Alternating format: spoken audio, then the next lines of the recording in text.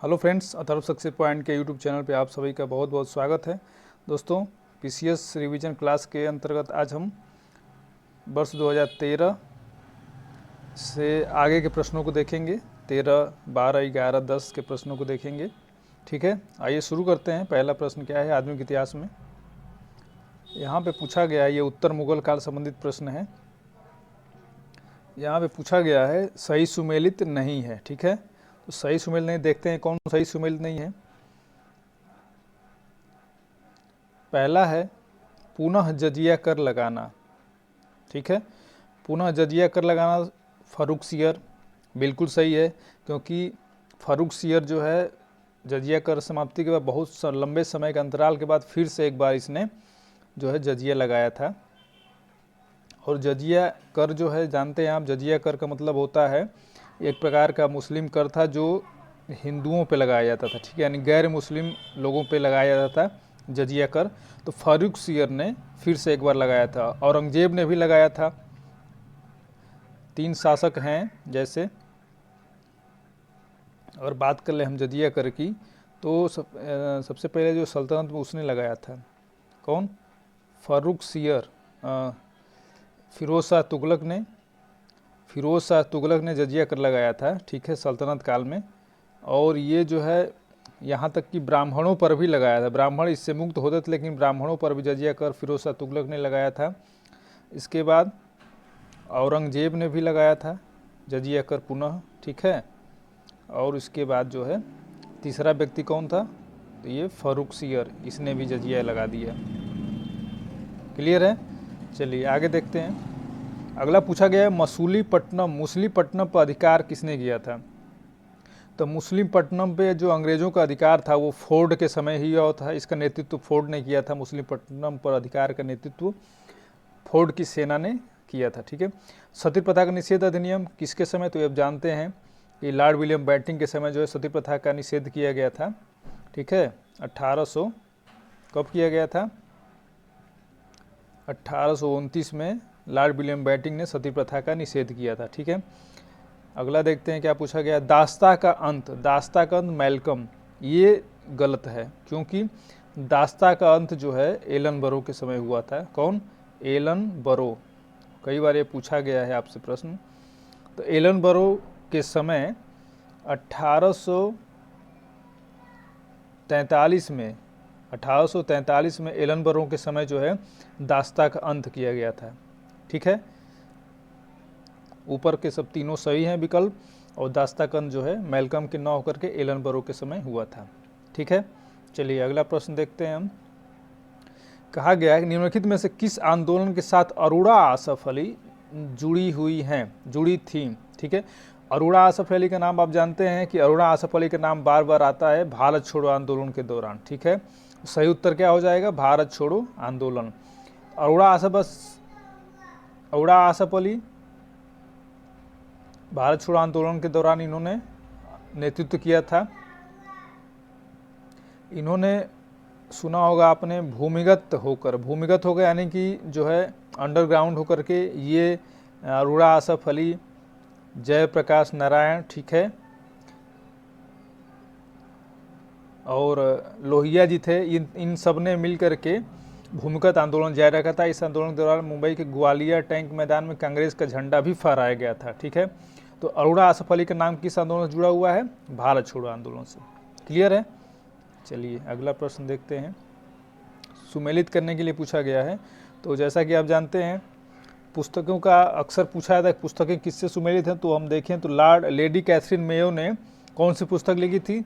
तो lady Catherine Mayo ने mother India पुस्तक लिखी थी। ठीक है, मदर इंडिया पुस्तक किसकी है? लेडी कैथरीन मेयो की। ठीक है, अगला देखते हैं। Larry Collins and Dominique Lapierre, इन्होंने क्या लिखा था? Freedom at Midnight. ये कई बार पूछा जा चुका है पुस्तक आपसे। फ्रीडम एट मिडनाइट किसकी पुस्तक थी? Larry Collins and Dominique Lapierre. Ram Manohar Lohia की पुस्तक क्या नाम है?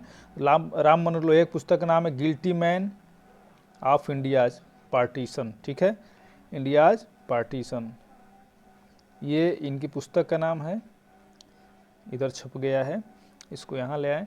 Guilty man of India's partition जो है राम मनोहर लोहिया की पुस्तक थी।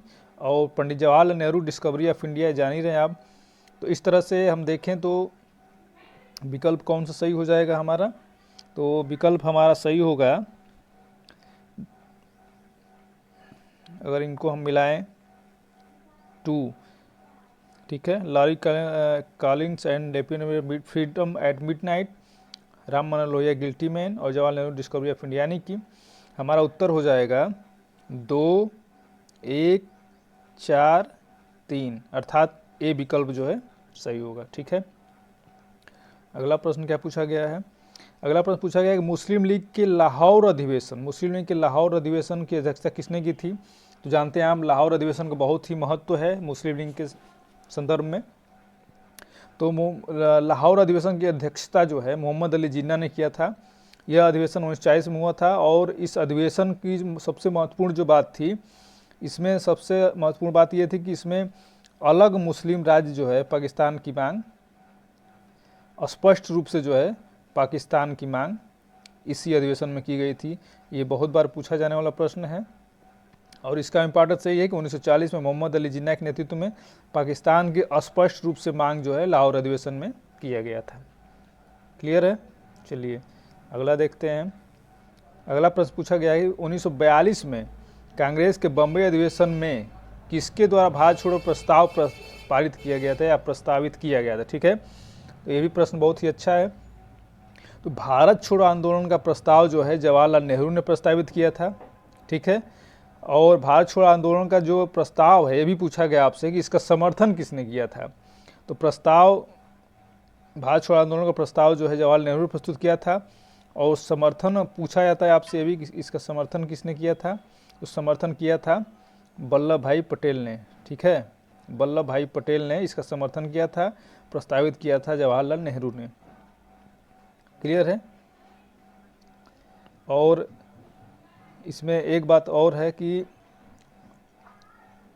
भारत छोड़ो आंदोलन के दौरान ही गांधी जी ने करो या मरो का नारा दिया था। यह भी इम्पॉर्टेंट है, करो या मरो, या तो देश को आज़ाद करो या फिर हम बलिदान हो जाएंगे, ये इन्होंने कहा था। करो या मरो का नारा दिया था भारत छोड़ो आंदोलन में।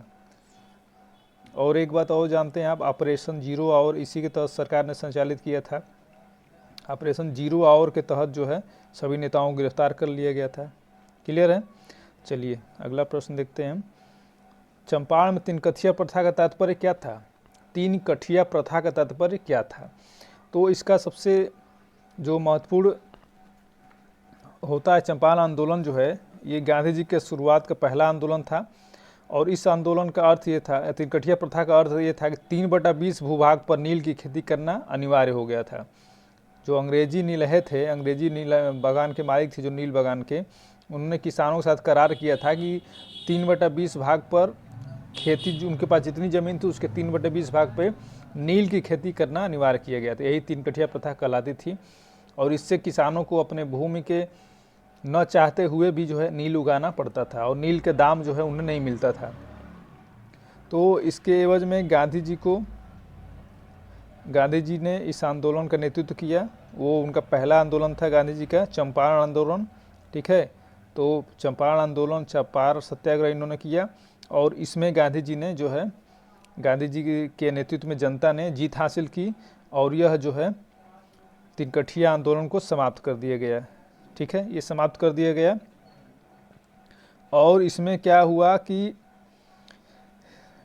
इसमें एक प्रश्न और पूछा जाता है कि गांधी जी को किसने इनवाइट किया था या किसने बुलाया था बिहार आने के लिए? ठीक है, तो ये थे राजकुमार शुक्ल। राजकुमार शुक्ल जो है इन्होंने गांधी जी को बुलाया था बिहार जाने के, बिहार की दुर्दशा पर, किसानों की दुर्दशा के लिए इन्होंने इनसे कहा था कि आप बिहार आएँ और किसानों की समस्या को देखें। तो गांधी जी बिहार गए थे और उन्होंने चंपारण सत्याग्रह किया और इस प्रथा को समाप्त कराया। ठीक है, चलिए अगला प्रश्न देखा जाए। निम्नलिखित में से भारतीय राष्ट्रीय कांग्रेस के किस अधिवेशन में महात्मा गांधी ने कहा था गांधी मर सकते हैं परंतु गांधीवाद हमेशा बना रहेगा? बहुत बढ़िया प्रश्न है और कई बार पूछा जा चुका है।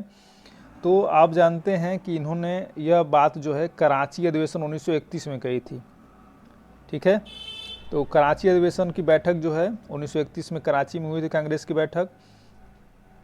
और इसमें क्या कहा गया था? इसमें जो है जो गांधी इरविन समझौता हुआ था, गांधी इरविन समझौता जो हुआ था, उसी समझौते को स्वीकृति प्रदान करने के लिए यह बैठक हुआ था। और इसी बैठक में इन्होंने कहा था कि गांधी मर सकते हैं परंतु गांधीवाद हमेशा बना रहेगा। और ये बात बिल्कुल सटीक है, आज भी गांधी मर गए लेकिन गांधीवाद हमेशा जीवित है। कोई भी व्यक्ति इन्हीं के पद चिन्हों पर चल करके अपने लक्ष्य को प्राप्त करता है। कोई भी आंदोलन गांधीवाद आंदोलन ही कहलाता है। ठीक है, तो ये बात बिल्कुल सत्य है। चलिए अगला प्रश्न देखते हैं। डेक्कन एजुकेशन सोसाइटी की स्थापना से कौन संबंधित है? डेक्कन एजुकेशन सोसाइटी की स्थापना, ठीक है, डेक्कन एजुकेशन सोसाइटी की स्थापना सबसे पहले हमें कब हुई थी? 1880 में। कहाँ हुई थी? पुणे में हुई थी। ठीक है, पुणे में 1880 में जो है की गई थी। ठीक है, डेक्कन एजुकेशन सोसाइटी की गठित की गई थी। और इसके संस्थापकों की अगर हम बात करें तो संस्थापकों में इसमें कौन कौन था? तो तिलक थे। ठीक है, इसके बाद बीके, तिलक के बाद जो है तिलक जी थे। और इसके बाद बीके चिपलुंकर, ठीक है, चिपलुंकर थे। और एम बी नाम जोशी थे। ठीक है, ये सभी लोगों ने जो है, इन तीनों लोगों ने जो है ये संस्था स्थापित की थी, डेक्कन एजुकेशन सोसाइटी।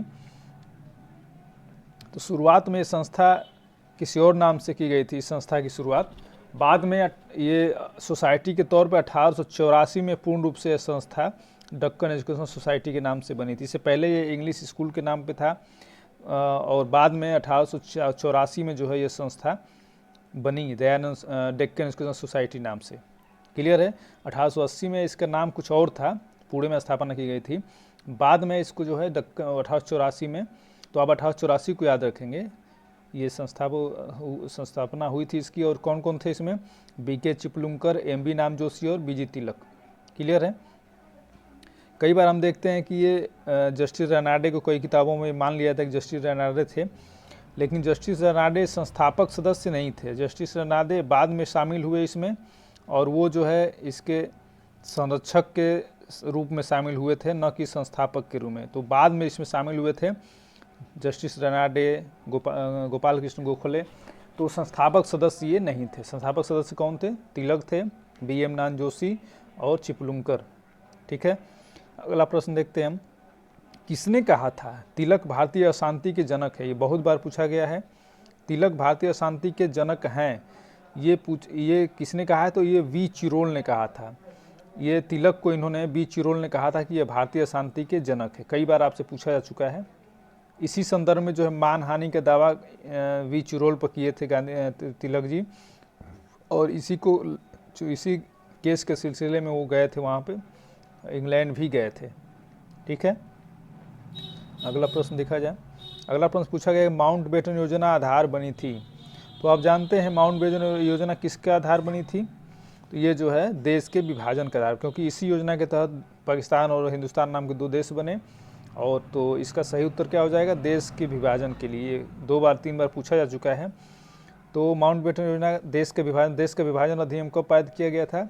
या स्वतंत्रता अधिनियम, ये भी पूछा जा सकता है आपसे। 18 जुलाई 1947 को ये भारतीय स्वतंत्रता विधेयक जो है, भारतीय स्वतंत्रता विधेयक पारित किया गया था 18 जुलाई 1947 को ब्रिटेन की सरकार द्वारा, ब्रिटेन की संसद में। और लागू कब हुआ था ये भी जानते हैं आप? तो 14-15 अगस्त 1947। अगर आपसे पूछता कब पारित हुआ था तो 18 जुलाई 1947 को, लागू कब हुआ? 14-15 अगस्त को। ठीक है, अगला प्रश्न देखें हम।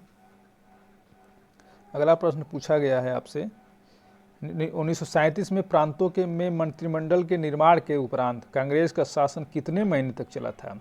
तो आप जानते हैं 1937 में जो चुनाव हुए थे, 1937 में प्रांतों मंत्रिमंडल के निर्माण के उपरांत कांग्रेस का शासन कितने महीने, 2-3 बार पूछा जा चुका है ये प्रश्न।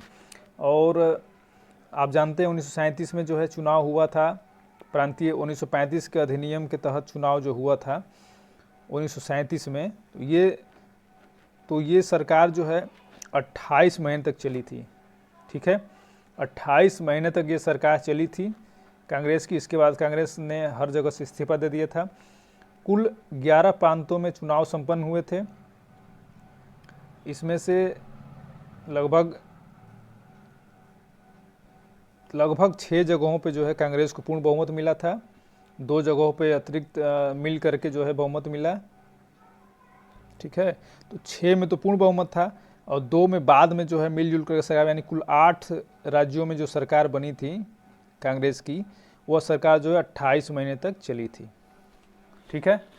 चलिए आगे देखते हैं। अगला प्रश्न आपसे पूछा गया है, निम्नलिखित में से किसने सर्वप्रथम भारत के लिए औपनिवेशिक स्वराज की मांग की थी, ठीक है। किसने सर्वप्रथम औपनिवेशिक स्वराज की मांग की थी? तो इसका सही जवाब हो जाएगा सी, सर तेज बहादुर सप्रू और जयकर ने, ठीक है। इन्होंने ही जो है जो नेहरू रिपोर्ट जो तैयार की गई थी, नेहरू रिपोर्ट 1928 में, नेहरू रिपोर्ट तैयार करने वाली समिति के सदस्य थे तेज बहादुर सप्रू और जयकर। इन्होंने सर्वप्रथम भारत के लिए औपनिवेशिक राज्य की मांग की थी। ध्यान रखेंगे आप इसको, तेज बहादुर सप्रू और जयकर ने। आगे देखते हैं।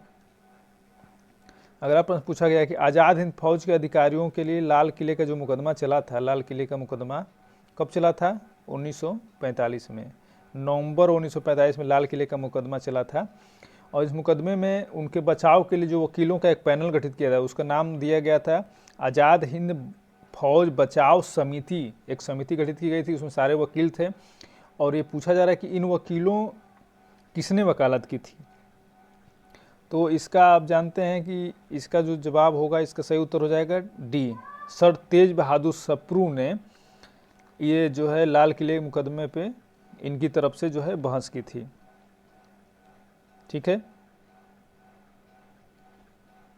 तेज बहादुर सप्रू ने बहस की। और जो समिति बनी थी आज़ाद हिंद फौज बचाओ समिति, उस समिति के अध्यक्ष कौन थे? उस समिति के अध्यक्ष थे भूला भाई देसाई। ये भी आप याद रखेंगे, भूला भाई देसाई उस पैनल के अध्यक्ष थे। और बहस किसने किया था? तो तेज बहादुर सप्रू ने जो है बहस करी थी उनके पक्ष में। अगला प्रश्न देखते हैं हम। जलियांवाला बाग हत्याकांड के विरोध में किसने वायसराय के कार्य परिषद से त्यागपत्र दिया था? जलियांवाला बाग हत्याकांड जानते हैं आप कब हुआ था? 13 अप्रैल 1919 को हुआ था जलियांवाला बाग हत्याकांड। और इस हत्याकांड के विरोध में सर शंकर नायर ने जो है, उस समय ये वायसराय कार्यकारिणी परिषद के सदस्य थे, इन्होंने इस्तीफा दे दिया था। रविन्द्रनाथ टैगोर ने भी जो है नाइट हिट की उपाधि जो है वापस कर दी थी। इन्होंने नाइट हुड की उपाधि वापस कर दी थी। और शंकर नायर ने अपने पद से त्यागपत्र दे दिया था। क्लियर है? चलिए आगे देखते हैं हम। अब हम देखते हैं 2012 के प्रश्नों को, क्योंकि हमने 2013 पहला प्रश्न पूछा गया है, राजा राम मोहन राय को राजा की उपाधि किसने दी थी? तो आप जानते हैं कि राजा राम मोहन राय को राजा की उपाधि किसने दी थी? अकबर द्वितीय ने। अकबर द्वितीय जो है राजा राम मोहन को इन्होंने जो है राजा की उपाधि दी थी। और इन्होंने राजा राम मोहन राय जो है इनके प्रतिनिधि के रूप में 1830 ईस्वी में इंग्लैंड गए थे। इनका पक्ष रखने के लिए शायद पेंशन वगैरह की बात रही होगी। इसी पक्ष में 1830 में इंग्लैंड गए थे राजा राम मोहन राय, अकबर द्वितीय के संबंध में प्रतिनिधि बन करके। क्लियर है? अगर ये पूछा जाए आपसे कि अकबर द्वितीय के प्रतिनिधि बनकर कौन इंग्लैंड गया था, तब भी राजा राम मोहन राय हो जाएगा। और राजा की उपाधि किसने दी? तो आप अकबर द्वितीय को देख रहे हैं, ठीक है। चलिए अगला प्रश्न देखते हैं। राजा राम मोहन राय के बारे में देख लें तो पूछा जाता है कि भारतीय, इसमें कहा जाता है कि भारतीय पुनर्जागरण के पिता किसे कहा जाता है? भारतीय पुनर्जागरण के पिता, इन्होंने शुरुआत करी थी सबसे पहले सामाजिक सुधार आंदोलन, इसलिए इन्हें पुनर्जागरण का पिता कहा जाता है। फिर इसके बाद भारतीय राष्ट्रवाद का पैगंबर भी कहा जाता है, ठीक है। ये सब इनके उपनाम दिए गए थे लोगों के द्वारा। चलिए आगे देखते हैं हम। सुमेलित करने के लिए पूछा गया है और ये 2-3 बार पूछा जा चुका है आपसे ये प्रश्न कि ये जो है समाचार पत्र हैं और किस भाषा के पत्र हैं, और काफ़ी बढ़िया प्रश्न है ये। तो जैसा कि अगर हम इसको सुमेलित करें तो देखते हैं कि इसमें जो है भारत मित्र किसका है? भारत मित्र जो है हिंदी का पत्र है, ठीक है। राष्ट्रमत किसका है? तो ये मराठी है। प्रजा मित्र किसका है? तो ये गुजराती है। और नायक किसका है? बंगाली है। क्लियर है? फिर से देख लीजिए एक बार। भारत मित्र, सॉरी, भारत मित्र हिंदी, राष्ट्रमत मराठी, प्रजामित्र गुजराती और नायक बंगाली। अर्थात क्या हो जाएगा, इसका सही विकल्प हो जाएगा आपका 3 4 2 1, 3 4 2, अर्थात विकल्प सी सही है। आगे हम देखें, पूछा गया यूपी 1937 के चुनाव के पश्चात यूपी में यानी उत्तर प्रदेश में गठित मंत्रिमंडल में किसको वित्त विभाग सौंपा गया था। ठीक है, तो 1937 का जो चुनाव हुआ जिसमें सरकार 28 महीने चली थी, अभी हमने ऊपर चर्चा करी थी, 28 माह के शासनकाल में इसमें जो है वित्त विभाग किसे सौंपा गया था उत्तर प्रदेश में, यही पूछा गया आपसे। विकल्प में दिया गया है गोविंद बल्लभ पंत, रफ़ी अहमद किदवई, कैलाश नाथ काटजू और मोहम्मद इब्राहिम को। तो सही जवाब क्या हो जाएगा, तो रफ़ी अहमद किदवई को जो है वित्त विभाग उत्तर प्रदेश में सौंपा गया था 1937 के चुनाव में। ठीक है, और अगर हम बात करें यहाँ के मुख्यमंत्री की या प्रधानमंत्री, उस समय इसको कहा जाता, तो मुख्यमंत्री कौन था, तो गोविंद बल्लभ पंत जो है उस समय मुख्यमंत्री बने थे उत्तर प्रदेश के, प्रथम मुख्यमंत्री यही माने जाते हैं, ये भी आपसे पूछा गया है। और रफ़ी अहमद किदवई को वित्त मंत्री बनाया गया था। ठीक है, और कैलाश नाथ काटजू को अगर हम देखें तो कैलाश नाथ काटजू को जो है कानून विभाग या न्याय विभाग जो है इनको दिया गया था। क्लियर है, चलिए आगे देखते हैं। आगे पूछा गया कि निम्नलिखित में से किन आंदोलनों ने किस आंदोलन ने महिलाओं को घर की चारदीवारी से बाहर निकाला था। यानी कि शुरुआत में तो महिलाएं हिंसक आंदोलन होने की वजह से बाहर नहीं निकल पाती थी, तो पूछ रहा है कि किन आंदोलन में। तो देखिए, जब गांधी जी आए तो उन्होंने पहले असहयोग आंदोलन शुरू किया, फिर उन्होंने सविनय अवज्ञा आंदोलन शुरू किया, फिर होमरू आंदोलन तिलक ने शुरू किया, और स्वदेशी आंदोलन के दौरान भी आपने देखा होगा कि वहाँ पे धरना और बंगाल विभाजन के विरोध में जो है महिलाएं घर से निकली थी, और राखी दिवस के रूप में मनाया गया था बंगाल विभाजन का दिन। तो इस प्रकार देखें तो लगभग सभी आंदोलनों में महिलाओं ने बढ़ चढ़ कर भाग लिया था। तो इस सभी उत्तर डी अर्थात विकल्प डी सही हो जाएगा। चलिए आगे देखते हैं, अगला प्रश्न क्या है। वे राष्ट्रीय नेता कौन थे जो 1925 में सेंट्रल लेजिस्लेटिव असेंबली के अध्यक्ष निर्वाचित हुए थे। तो इसका सही जवाब हो जाएगा आपका विट्ठल भाई पटेल। ठीक है, तो विट्ठल भाई पटेल जो है स्वराज पार्टी की तरफ से समिति के अध्यक्ष चुने गए थे, लेजिस्लेटिव असेंबली के अध्यक्ष चुने गए थे, और ये बहुत बड़ी जीत थी स्वराज पार्टी की। और स्वराज पार्टी के गठन की हम बात करें तो 1923 में कौन गठन किया था, तो मोतीलाल नेहरू और CR दास ने मिल करके स्वराज पार्टी गठन किया था 1923। ठीक है, तो 1923 में स्वराज पार्टी गठित हुई थी, और मोतीलाल नेहरू और CR दास इस समिति के मुख्य गठनकर्ता थे, और इनके नेतृत्व में जो है विट्ठल भाई पटेल जो है प्रथम अध्यक्ष चुने गए थे केंद्रीय यानी सेंट्रल लेजिस्लेटिव असेंबली में। ठीक है, चलिए आगे देखते हैं हम।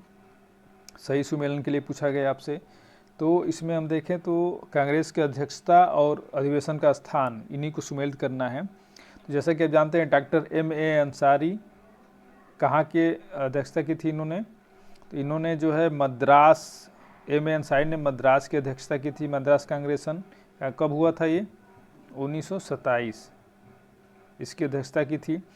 पुरुषोत्तम दास टंडन ने नासिक अधिवेशन की अध्यक्षता की थी, ये कब हुआ था, तो ये हुआ था आपका 1950। सरोजिनी नायडू ने कानपुर अधिवेशन की अध्यक्षता की, ये 1924 में हुआ था। ठीक है, और सुभाष चंद्र बोस ने हरिपुरा अधिवेशन की अध्यक्षता की थी, ये 1938 में हुआ था। क्लियर है।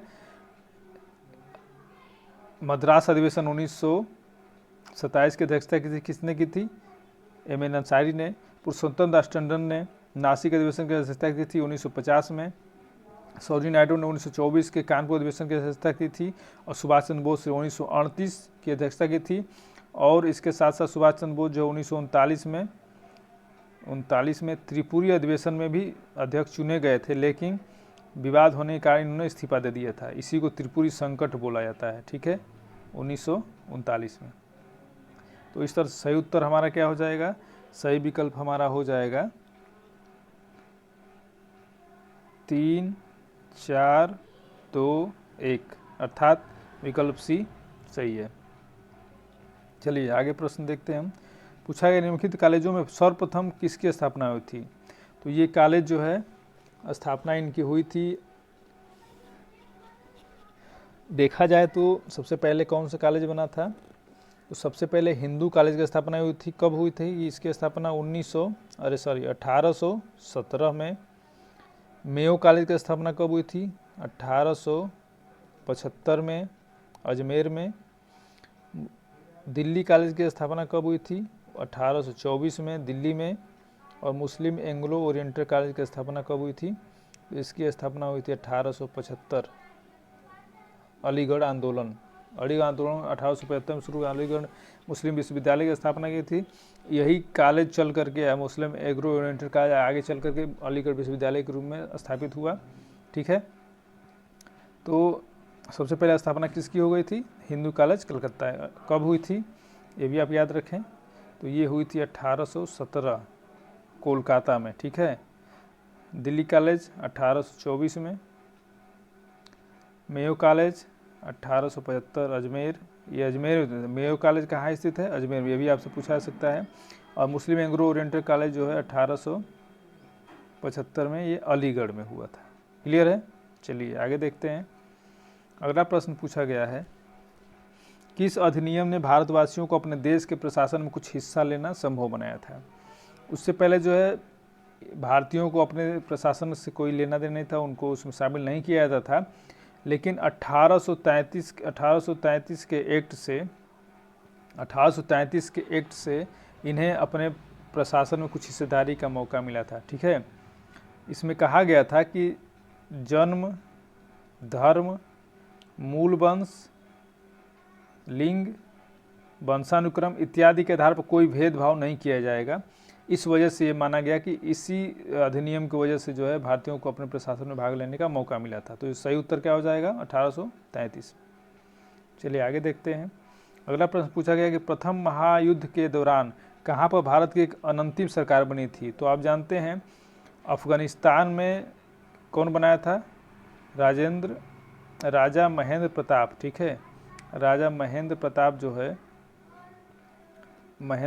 जो है इन्होंने अफगानिस्तान में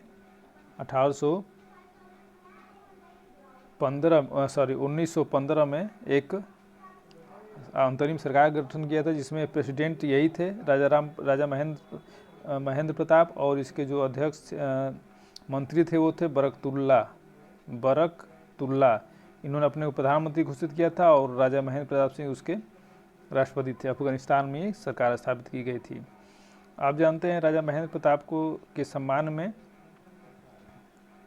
अलीगढ़ में राजा महेंद्र प्रताप यूनिवर्सिटी स्थापित की जा रही है उत्तर प्रदेश सरकार एवं भारत सरकार द्वारा। ये इम्पोर्टेंट है करेंट के रूप में। अलीगढ़ में राजा महेंद्र प्रताप यूनिवर्सिटी जो है स्थापित की जा रही है। महेंद्र प्रताप विश्वविद्यालय अलीगढ़ में। क्लियर है। चलिए आगे देखते हैं। शारदा अधिनियम के तहत लड़कियों एवं लड़कों की विवाह की न्यूनतम आयु कितनी थी, ये पूछा जा चुका है आपसे कई बार। तो विवाह की न्यूनतम आयु जो 14 वर्ष एवं 18 वर्ष, यानी कि लड़कियों के लिए 14 वर्ष, लड़कों के लिए 18 वर्ष, ये विवाह की न्यूनतम आयु थी। क्लियर है। और ये अधिनियम कब पारित हुआ था, तो शारदा अधिनियम किसके नेतृत्व में पारित हुआ था। शारदा अधिनियम जो है डॉक्टर हरविलास शारदा थे। इनके सहयोग से हरविलास शारदा, इन्हीं के नाम पर इसको शारदा एक्ट कहा था। इनके सहयोग से, इनके मेहनत से जो है ये अधिनियम एज ऑफ कंसेंट एक्ट पारित हुआ था, जिसमें लड़कियों के लिए 14 और लड़कों के लिए 18 वर्ष की उम्र निर्धारित की गई थी। क्लियर है। चलिए आगे देखते हैं।